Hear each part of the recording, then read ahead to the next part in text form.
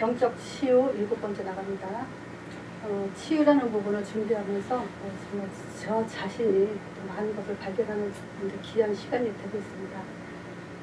제가 이번에 7번째는 깊이 생각한 부분이 있어요. 뭐냐면 불신자나 신자나 가장 인간에게 가장 근본적으로 문제가 되는 것이 무엇일까 생각을 해봤어요. 우리는 물론 문제다 그러면 창세기 3장 근본 문제를 문제라고 생각을 하죠. 근데 불신자들도 가장 근본적으로 필요한 부분이 무엇일까? 사실 치유는 필요한 부분을 채워주면 치유가 된다는 얘기거든요. 필요한 부분을 채워지지 않으니까 그것이 이제 문제가 된다는 말과 같죠. 그래서 불신자들에게도 가장 필요한 부분이 뭘까라고 같이 생각을 해봤을 때 제 생각에는 사랑이에요. 사랑이 가장 근본적인 인간들의 힘이 될 수 있다는 그런 생각이 들더라고요. 사랑은 모든 허물을 덮을 수 있죠. 그런 힘을 가진 것이 사랑이죠.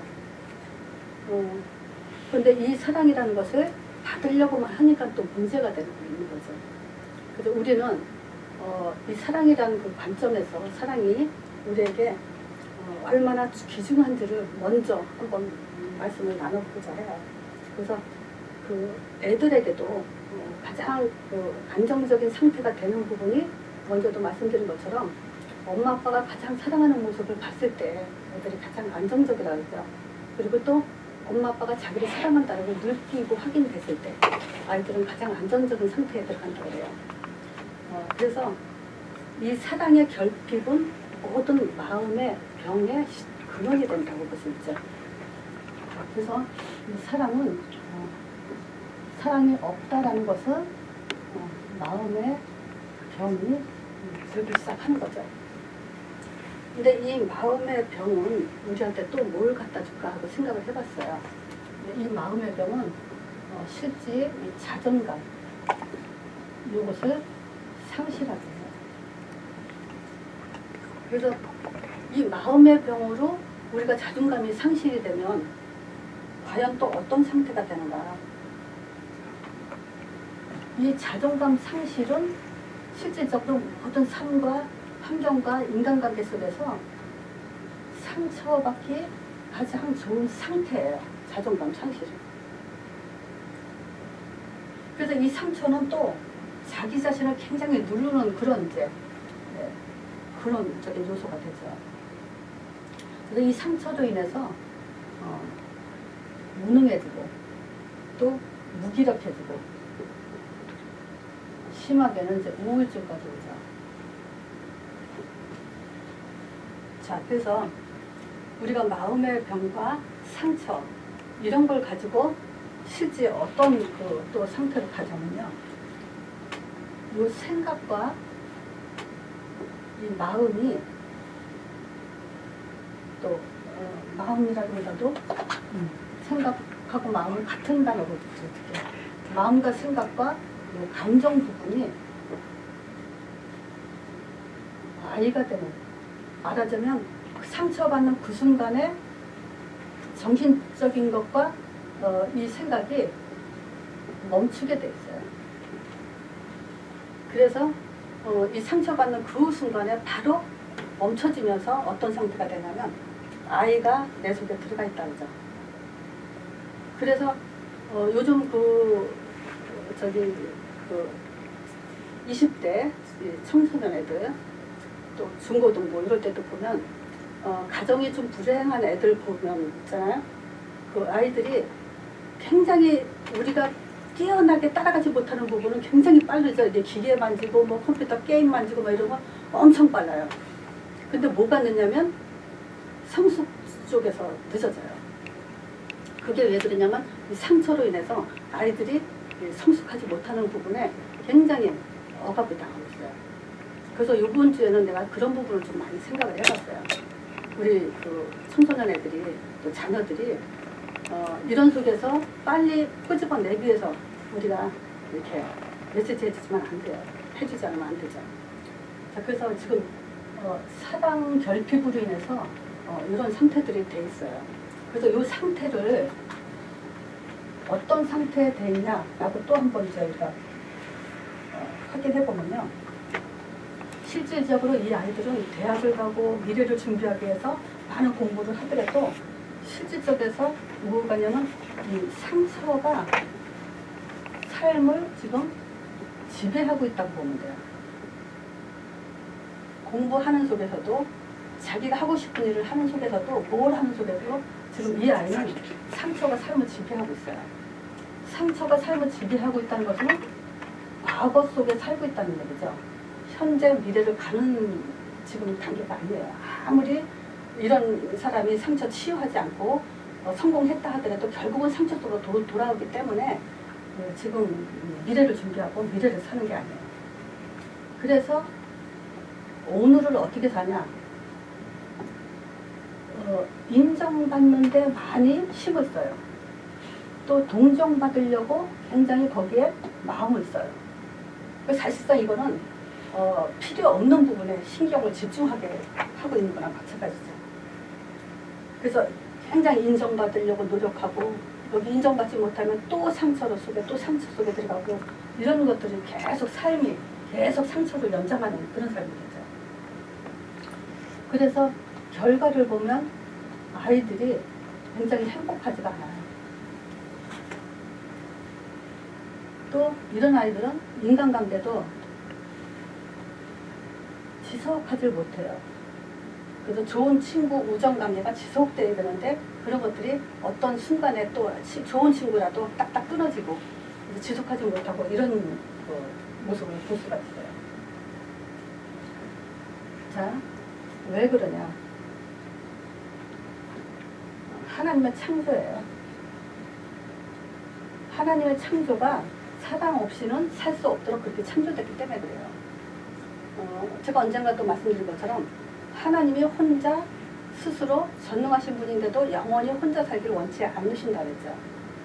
그래서 인간을 하나님의 형상대로 지으셔가지고 하나님은 혼자 살고 싶지 않고 인간을 창조하셔서 하나님과 함께 살고 또 인도 속에서 응답받으며 살도록 그렇게 창조를 하셨기 때문에 오늘 제가 본문을 창세기 1장 2절에 본문을 잡았거든요. 잃어버린 나는 뭐냐면요. 이 세상을 살아나갔는데 몰랐어요. 뭐냐면 하나님은 세상을 창조하면서 이 땅이 혼돈하고 공허하며 흑암이 깊음이 있다래요. 이런 속에서 지금 원래 창조는 행복하도록 창조되어 있는데 창세기 1장 2절에 바로 저런 그 문제가 창세기 3장에 터졌죠, 결국은. 그래서 지금 신앙생활 하고 있는 우리 그 자녀들조차도 지금 어떤 속에냐면 흑암과 혼돈과 공허 속에서 지금 살고 있어요. 자, 그래서 지금 세 가지를 한번 메시지를 확인해 보려고요. 지금 아이들은 굉장히 혼돈 속에 살고 있어요. 혼돈은 뭐가 혼돈이냐? 하나님이 누구신지 지금 알지 못하면서 신앙생활하고 있어요.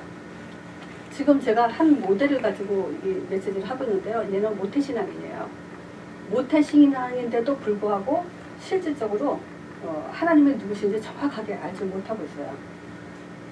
자, 그러면 이 혼돈은 가장 원하고자 하는 것이 뭐냐면 신앙생활 속에서 하나님이 뭘 하고 싶어하냐? 하나님을 체험하고 싶어 해요. 자, 이 말은 뭐냐면 지금 하나님이란 확신을 육으로 하겠다는 거예요. 체험은 육이거든요. 그러니까 육으로 지금 하나님을 확인해 보고 싶어 하는 거죠. 그래서 지금 이 젊은 청년 애들의 그 특징은 뭐냐면 신앙생활 하면서 말하자면 종교생활이죠. 이 종교생활이라는 게 뭐냐면 하나님을 부정하지 않지만은 하나님에 대한 믿음의 확신이 없는 게 종교생활이에요. 하나님은 절대 부정하지 않아요. 계시다 그래요. 근데 하나님에 대한 확신, 구원에 대한 확신 이런 것들이 없어요. 그걸 가지고 지금 종교생활이라는 거고요.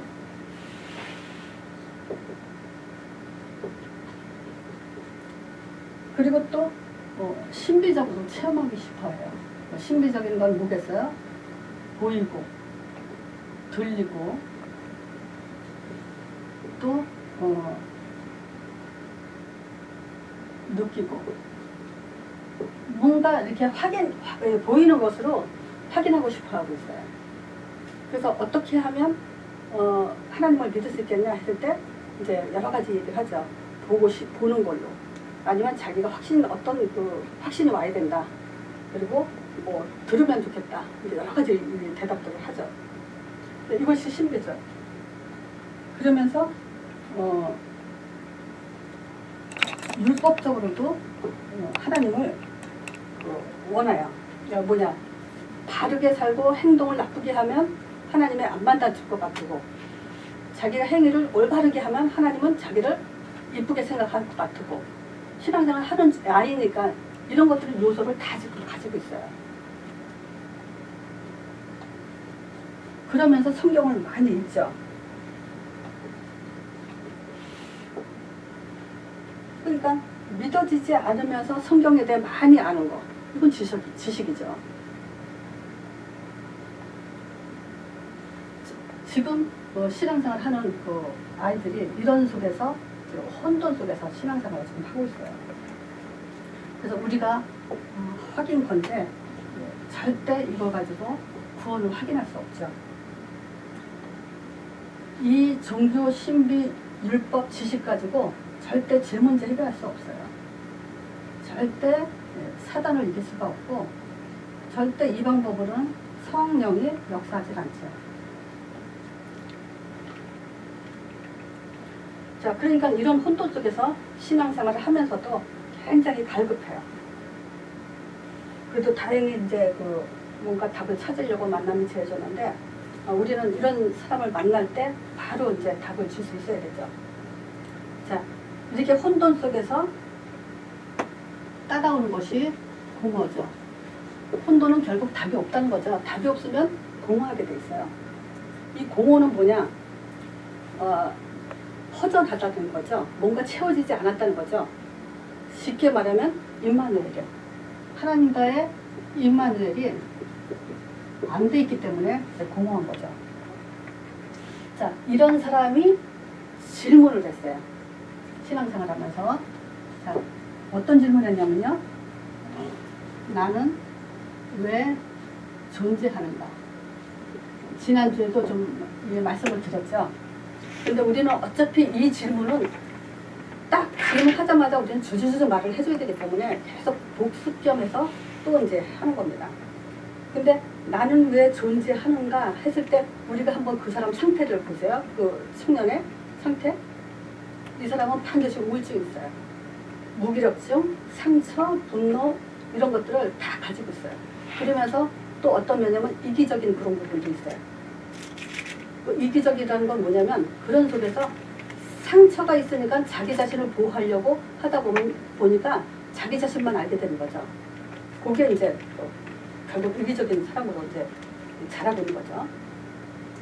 자, 그래서 이 질문이라는 것도 뭐 물론 믿으려고 하는 질문도 있고 안 믿으려고 하는 질문도 있지만, 제가 말씀드리고자 하는 것은 이제 뭐냐면 부정적인 견해에서 하는 질문이에요. 나는 왜 존재하겠냐? 살고 싶지 않다. 이런 의미가 들어가 있죠. 자, 그래서 이 질문자 상태를 우리가 좀 감안하면서 이제 대답을 해줘야 되죠.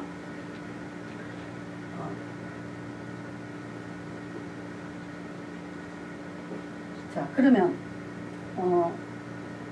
한번 생각을 해보라죠. 이 사람한테. 세상 모든 것이 스스로 존재했습니다. 세상 모든 것, 나무, 산, 바다, 물 이런 것들이 어떤 그 아메바 같은 그 물체 입자 하나 가지고 이런 것들이 만들어졌습니다. 세상 모든 거 하다못해 인간조차도 저도 어렸을 때 생각해봤다 했잖아요. 내가 어떻게 존재했냐? 아버지 통해서. 그 아버지는 또 부모를 통해서. 그 부모님은 또 부모를 통해서. 그럼 끝의 인간은 과연 어떻게 시작됐는가? 제가 어린 나이에도 그런 생각이 들더라고요. 뭐 다른 사람들이 이런 생각할 거예요. 자, 그렇다는 것은 뭐냐? 그때 당시에는 그 생각을 못했죠. 그렇다면 창조주가 계시다. 이거거든요, 답은. 이걸 만든 창조, 세상을 창조하고 만물, 인간, 나를 창조한 그 창조주가 계시다. 그걸 입증하는 거란 말이죠. 그런데 왜 나는 하나님이 계시고 하나님이 날 창조했는데 왜 나는 지금 불행하냐. 이거는 이제 고장났다는 얘기잖아요. 그래서 공허한 거예요. 하나님 떠난 상태. 차가 고장나면 차 고치는 데를 가야 되고, 시계가 고장나면 시계 고치는 데를 가야 되죠.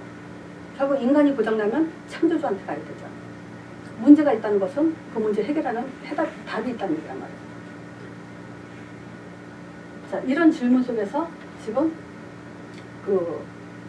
계속 아이들은 공허 속에서 나름대로 정신적, 마음의 상처, 이런 고통을 갖고 지금 살고 있죠.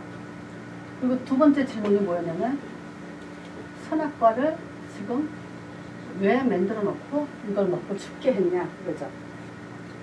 그랬을 때 반드시 나와야 되는 게 뭐냐면 자유의지예요. 하나님은 일방적으로 끌고 다니면서 나 리더를 하지 않아요.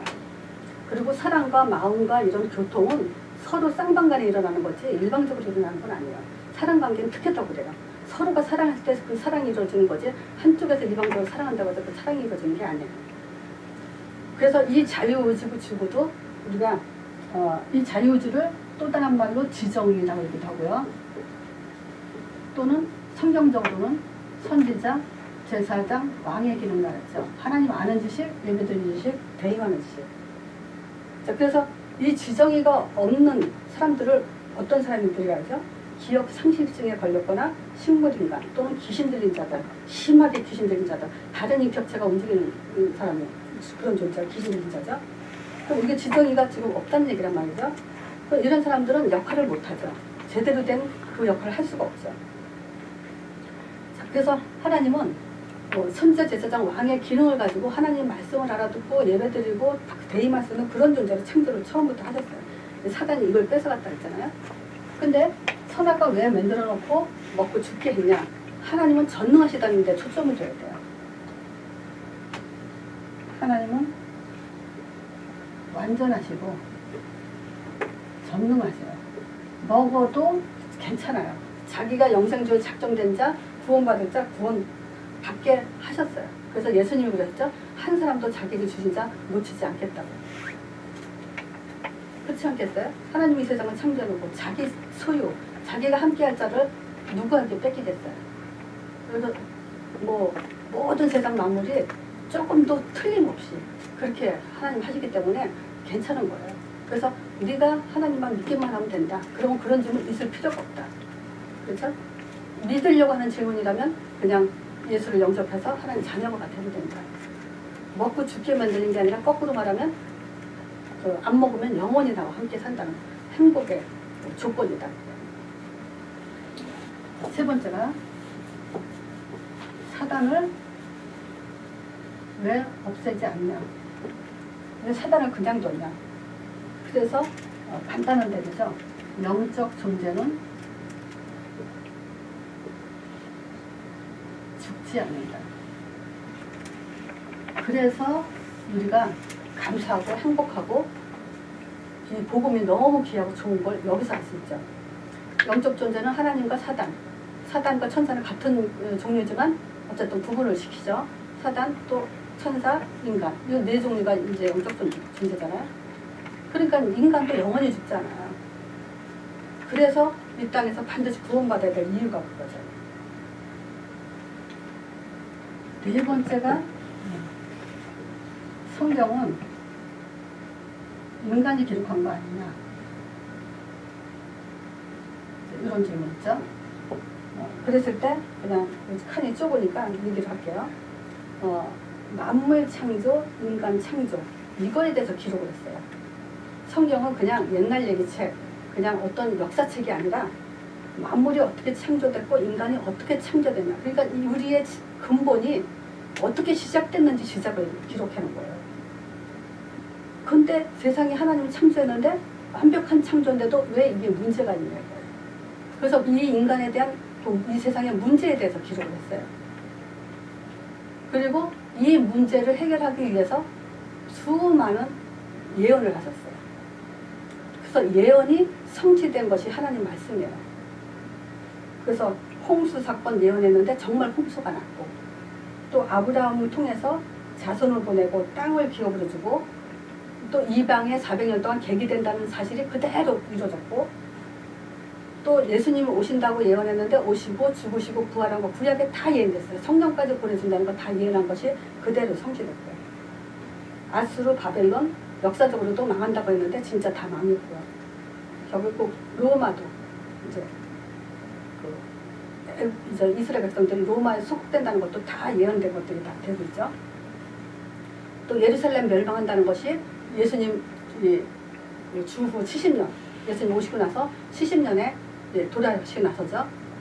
정말 예루살렘이 돌 위에 돌 하나도 남기지 않겠다 하고 무너진다는 것이 그대로 됐어요. 그것이 언제나 내가 말씀드렸는지 기억이 안 나는데, 어떻게 돌 위에 돌 하나도 무너지지 남지 않고 다 무너진다고 했는데, 어떻게 사람들이 그냥 뭐 예루살렘 멸망하면 됐지 그걸 또 그렇게 성경대로 했겠어요? 그게 일어났겠어요? 근데 진짜 그 유대인들은 그분 같은 경우를 그렇게 이제 감췄다 그러더라고요. 벽돌과 벽돌 사이에 금을 감춰놓고 그렇게 건물을 졌다 그러더라고요. 그러니까 그 금피하려고 정말 돌 위에 돌 하나 남지 않게 싹 무너뜨렸어요. 자, 그리고 성경은 구원의 길을, 즉 구원의 길을 가지고 뭘 할 수 있죠? 하나님이 누구시며 그가 하신 일이 뭐냐, 그게 구원의 길 안에 다 들어가 있어요. 그리고 어떻게 인도받고 어떻게 응답받을 거냐, 이렇게 지금 이런 걸 목적으로 성경을 기록한 거예요. 그렇기 때문에 하나님이 대화하고 싶은 게 그거예요. 자, 만물 창조 어떻게 했는지 너희들 알아라. 이걸 말해주려고 기록했어요. 너희들 창조 어떻게 했는지 알아라. 이 세상의 문제가 뭔지 알아라. 그리고 내가 해답을 주기 위해서 이런 일들을 예언했는데 그게 그대로 성취됐다. 그리고 너희들은 구원받아야 된다. 내가 이렇게 구원의 길을 열어놨다. 그걸 말하고자 쓰신 거고, 너희들은 이렇게 응답받고 인도받고 이렇게 응답받아라. 그 목적으로 쓴 거예요. 그래서 성경을 모르고는 절대 우리는 이 답을 가질 수가 없어요. 그러면 공허해질 수밖에 없죠. 그리고 5번째 질문이, 모든 것 다 잃어도 믿음을 가질 수 있겠냐, 그렇게까지 했어요. 자, 그래서 이제 욥기서도 우리가 보고, 자, 욥도 모든 걸 다 잃었지만 믿음 지켰다는 그 근거를 듣죠. 요셉, 다윗, 바울, 또 순교자들. 근데 제가 한 가지 더 설명할 것은요, 삼위일체 하나님이에요. 자, 성령의 사역이 바로 그거죠. 내가 이 얘기를 하니까 어떤 집사님이 이 얘기를 바로 해주면 좋지 않았겠냐. 실제 성령의 사역을 이 젊은 애들이, 또 성경 잘 모르는 사람들은 성령의 사역 잘 몰라요. 그러니까 우리가 환난을 당하고 정말 무슨 일을 당했을 때 우리가 순교할 수 있는 것은 성령의 사역이 일어나는 거거든요. 우리 심기도 하죠. 믿음이 있는 자를 통해서 하니까. 그렇지만 어떤 면에서는 이 성령의 사역을 하는 거예요. 그래서 이 말은 단계적으로 얘기해야 돼요. 왜냐, 이 전도자의 답이 안 나는데 이 청년애가 왜 나한테 힘을 안 주냐, 왜 나한테 이렇게 힘이 없게 하냐, 성령이 되시면 정말 나한테 힘을 줘야 되냐, 이런 질문했을 때 이 성령이 역사를 안 했다는 걸로 그 아이를 하게 되면은 잘못 가르치게 되는 거예요. 성령의 사역은 복음, 전도, 답 가진 사람한테 일어나는 거기 때문에 먼저 답을 갖고 인생 방향이 전도자의 삶으로 딱 나와야 돼요. 그런 사람한테 순교할 때 오는 성령의 사역은 또 다른 거라는 거죠. 근데 성령이 하시는 거야, 이렇게 말하면 잘못 오해하면 하나님은 성령의 사역을 자기가 필요한 대로 이용하는 대로 자꾸 적용을 하려고 한단 말이에요. 그런 부분에서 좀 잘 시간표에 따라서 대답해줘야 될 필요성이 있죠.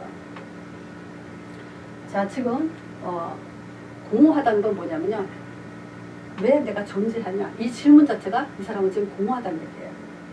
그리고 왜 선악과를 만들어놓고 이 사람들을 죽게 만들었냐, 이것도 지금 공허한 사람이기 때문에 이 질문이 나오는 거예요. 왜 사단 없애지 않냐, 성경을 하나님이 기록한 게 아니고 인간이 기록했다. 모든 건 다 잃어도 믿음을 지킬 수 있냐, 다 지금 답이 없는 상태, 공허한 상태이기 때문에 이런 질문들이 나온다는 거예요. 자, 그러면 보세요. 이 공허함이 삶 속에서는 어떻게 된다고요? 흑암이 깊어져요.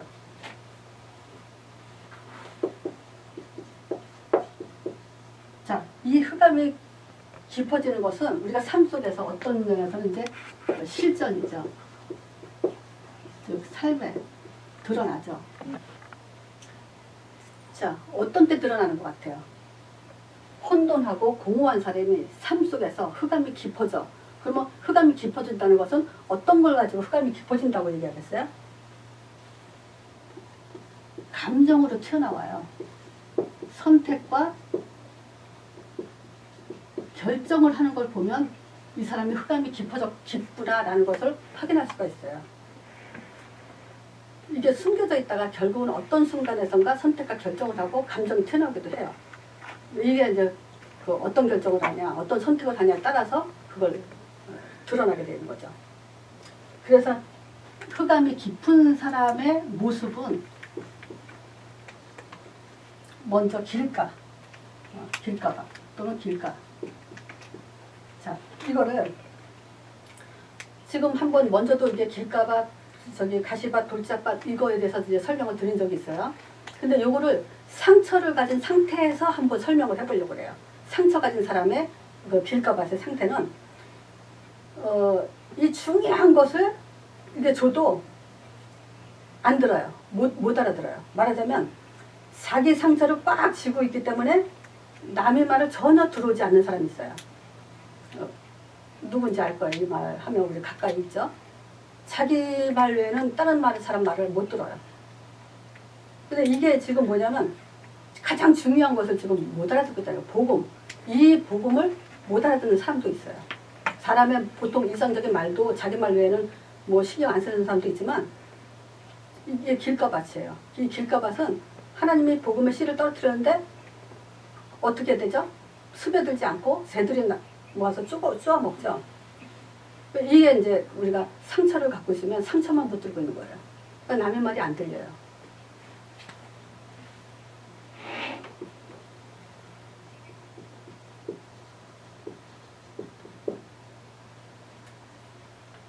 자, 두 번째, 가시밭.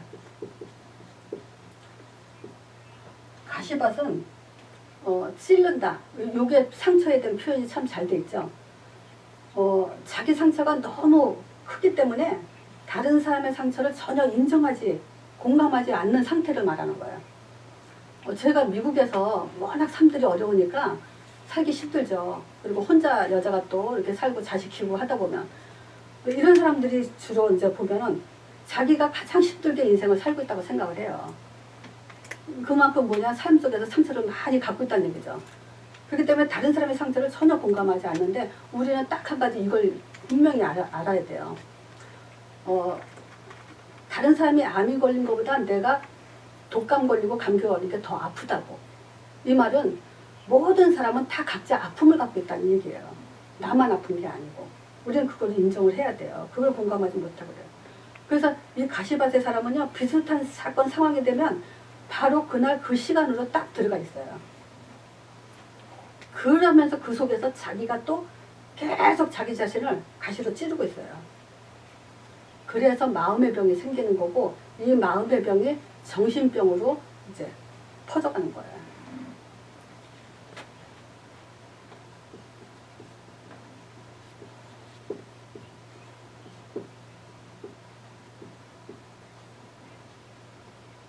자, 돌밭이요. 이 돌밭은 돌 그러면 어떤 느낌이 들어요? 굉장히 강하죠. 망치로 때려도 잘 깨지지 않죠. 근데 그 위에는 이 돌밭에는 흙이 좀 어느 정도 있으니까, 얇게 있으니까 씨를 뿌려도 싹은 나요. 근데 뭐죠? 이 뿌리가 땅 밑으로 들어가지 못하고 다른 데로 퍼져나가니까 결국 무슨 말과 같아요? 모든 에너지가 다른 데로 흘러가는 거죠. 다른 데로 빠져나가는 거예요. 이 말은 뭐냐? 이 돌밭은요, 진짜 신경 쓸 때 신경을 못 쓰는 거예요. 집중을 못 하는 거예요. 다른 데로 다 새버리는 거예요. 그래서 태양이 쬐면은 뿌리가 안 내리니까 말라 타죽는 거예요. 그래서 돌밭 그러면 어떤 함, 이게 한이 맺힌 돌덩어리 같은 이런 이제 그 느낌이 오죠. 그래서 제가 이제 그 옛날 노래, 우리 큰언니 때의 노래, 유명했던 노래죠. 이게 동수대 노래라고. 요 가사가 생각이 나더라고요. 언젠가도 제가 말씀드린 적 있을 거예요. 그 너무나도 그님을 사랑했기에 그림이 변해서 그림이 너무 그리는 게 그립다 보니까 이것이 사고치는 마음으로 왔어요. 그래서 원한 맺힌 마음에 잘못 생각해. 원한을 맺힐 때는 상처를 받았다는 거죠. 그러면 잘못 생각한다는 거예요. 그래서 돌이킬 수 없는 죄 저질러 놓고 뉘우치면서 울어도 때는 늦으리래요. 마음에 상처 가진 사람들이 잘못 생각을 해가지고 후회하는 그런 일들을 많이 하죠. 그러니까 일상적으로 있는 일을 이 사람이 그 가사를 써서 노래를 한 거예요. 근데 참 이제 이 상처라는 걸 보고 들으니까 이게 참 공감이 가더라고요. 그리고 하버드 그 메디컬 센터에서 연구 결과가 나온 것을 최근 연구 결과죠. 55세 정도 된 사람들이 암으로 죽는 사람들은 반드시 어렸을 때 상처를 가진 사람이다. 그럼 이 결과가 나왔다는 것은 뭐와 연결되어 있죠? 영적 나이와 관계가 되어 있어요. 영적 나이에 따라서 몸과 마음과 삶의 상태가 건강 상태도 달라질 수 있다는 걸 알 수 있다는 얘기죠. 그래서 어떤 그 교통사고 났을 때 누가 살아날 확률이 많냐? 믿음이 좋은 사람, 신앙이 좋은 사람. 보험회사에서 이걸 조사했다 그러죠. 그래서 지금 이 흑암이 깊은 것은 사실 뭐 어떤 사고가 나고 무슨 일이 그것보다도 지금 심각한 것이 뭐냐면 이 신자들의 우리 자손 후대들이 정말 통탄해요. 진짜 기계 만드는 건 우리가 따라갈 수 상상도 못할 정도로 애들이 빠르잖아요. 근데 영적 성숙은 정신적 성숙은 늦어요. 그게 뭐냐면 바로 이런 부분이에요. 상처들이 많아요, 애들이. 그래서 이 상처들을 빨리 우리가 알게 하고 그래서 빨리 말씀 안에 들어가지 않으면 안 된다는 것을 인식시켜줘야 돼요. 그래서 상처는 뭐냐? 과거에 살고 있는 거예요. 아무리 말씀을 들어도 길가밭이 되고 가시밭이 되고 돌밭이 되는 거예요. 그러면 인생은 어떻게 되냐? 결국 아무리 몸부림쳐도 결국은 자기 자리로 돌아가는 거예요. 상처 쪽으로 다시 돌아가는 거예요. 이렇게 되지 않도록 우리가 빨리 이제 영적 치유를 해줘야 되죠. 그래서 흑암은 뭐냐? 삶의 목적, 방향을 지금 놓쳐버리고 있는 거예요. 치유가 안 되면 나도 모르게 다른 길로 가는 거예요. 인도 못 받아요. 삶의 목적 방향, 하나님이 말씀하신 대로 못 가요. 아무리 성경을 백독을 한다 하더라도. 한계가 와요, 한계. 어떤 한계겠어요? 한계가 오는 이유가 뭐예요? 미비력이요, 무력. 불안, 분노. 상처 가진 사람 치고 분노가 들어가 있지 않은 사람 없어요. 이 분노가 나오면 위아래도 없잖아요, 애들이. 이런 갈등 속에서의 삶을 살게 돼요. 그게 얼마나 그게 아프겠어요, 힘들겠어요. 갈등하면서 인생을 어린 나이에 산다는 게. 그럼 보세요. 우리가 사도행전 2장 반드시 받아야 될 응답이고 이 응답 못 받으면 우리는 하나님과 전혀 상관없거든요. 구원은 받았다 하더라도 하나님하고 상관없는 삶을 살고 있어요. 인도는 뭐냐? 하나님이 함께 같이 가겠다는 건데 같이 못 간다니까요, 하나님이. 이 5가지 우리가 응답을 못 받으면 뭐냐? 불신자 상태 6가지 구원에게 나오죠? 이 상태 속에 살고 있는 거예요. 삶의 목적과 방향이 거꾸로 가게 돼 있어요.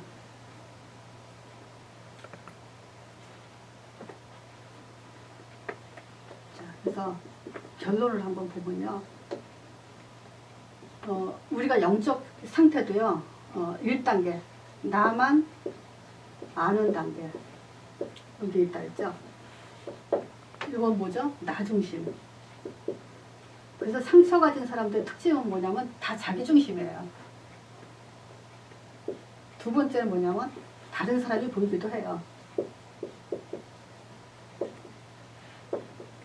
근데 결정적인 것은 뭐냐면 융합되는데 결정적에서 자기 자신을 드러내지 못해요.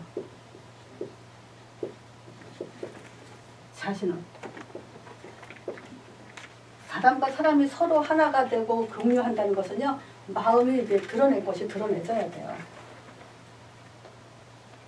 또 이런 것이 드러나면서 이제 받아들이는 단계도 오죠.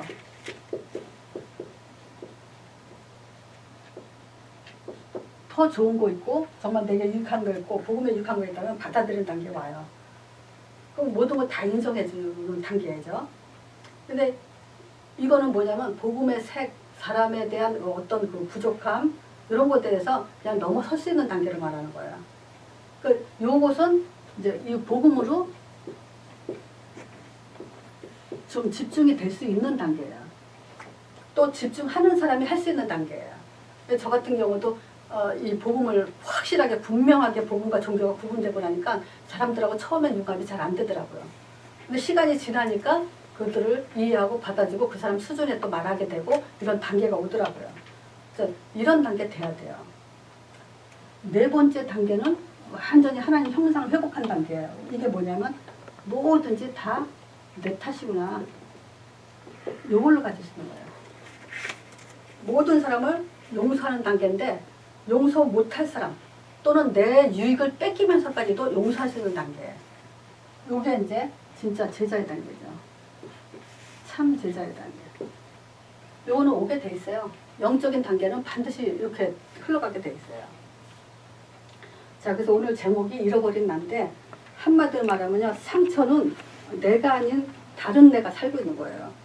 그래서 빨리 우리는 나 자신을 찾기 위해서 빨리 상처를 끄집어내고 그것을 치유하고 그리고 그걸 통해서 우리가 다른 사람의 상처도 치유해주고 또 포용할 수 있고 그렇게 돼야 돼요.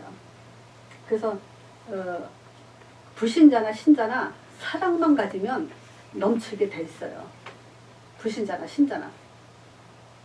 근데 이 사랑은 진짜 사랑은요 하나님 안에서만 나와요. 정말 하나님을 만났을 때 비로소 또 우리가 대화도 되고 하나가 되고 사랑도 가질 수 있어요. 그래서 정말 이 혼돈 분명히 하나님이 누군지 복음 정확하게 알고요. 공허 이걸 진짜 하나님 입만을 알고 채워줘야 돼요. 그러면 흑암 정말 제자의 삶으로 이게 충분히 흑암을 이기시고도 남을 수 있는 그런 삶을 살 수 있어요. 분명히 삶의 목적과 방향은 우리에게 오늘 내가 어떻게 사냐에 따라 준비되고 미래를 가는 거기 때문에 우리는 이 부분에 대해서 좀 확실하게 짚고 넘어가야 될 필요가 있고 우리 교회 안에 후대들 빨리빨리 좀 치유 좀 해야 돼요. 자, 오늘 메시지 여기까지 하겠습니다.